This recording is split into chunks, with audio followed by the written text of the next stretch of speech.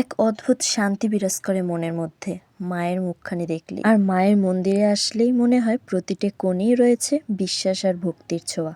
তো নমস্কার বন্ধুরা, আমি তনু। আজকের এই ছোট মিনি ব্লগটিতে সবাইকে স্বাগতম। আশা করছি সবাই বেশ ভালো আছো। তো বাসায় এসেছিল বৌদিরা, আর তাদেরকে নিয়ে আমরা চলে আসলাম মন্দিরে মাকে দর্শন করার জন্য। আর এই তো মন্দিরে এসে আমরা বসে টুকিটাকি সবাই ভিডিও করে নিচ্ছিলাম, সবারই ক্লিপস নিচ্ছিলাম। আসলে শহরের এই কোলাহল পেরিয়ে যখন এই মন্দিরে পা রাখি, তখনই যেন মনটা অনেক বেশি ভালো হয়ে যায়। চিন্তা ভাবনা, ব্যস্ততা সব কিছু একটু সময়ের জন্য হলেও থেমে যায়।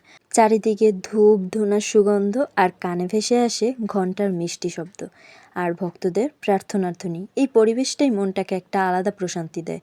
আর মাকে দর্শন করলে তো এক অদ্ভুত অনুভূতি কাজ করে।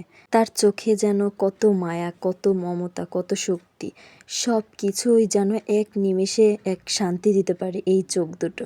এখানে দাঁড়িয়ে আমি মনে মনে সবার জন্য প্রার্থনা করলাম, যেন সবাই সুস্থ থাকে, ভালো থাকে, জীবনের সব বাধা পেরিয়ে যেন সামনে এগিয়ে যেতে পারে। কারণ মা কালী শুধু শক্তির প্রতীক নয়, তিনি আমাদের আশ্রয়। পুজোর সময় এই মন্দিরের সৌন্দর্য আরও বেড়ে যায়। দেখুন, এখানে সিঁদুর খেলা হচ্ছিল আর চারদিকটা কি সুন্দর লাগছিল।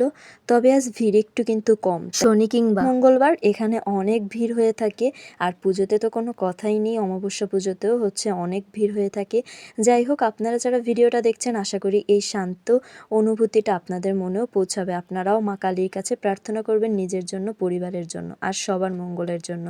ভিডিওটা যদি ভালো লেগে থাকে তাহলে অবশ্যই লাইক দিবেন এবং কমেন্টে জয় মা কালী লিখে নিজের ভক্তিটা প্রকাশ করবেন। আর এরকম ভিডিও দেখতে চাইলে পেজটাকে ফলো করে দিবেন আর সাবস্ক্রাইব করে দিবেন যদি ইউটিউব থেকে দেখেন। জয় মা কালী। Thanks for watching.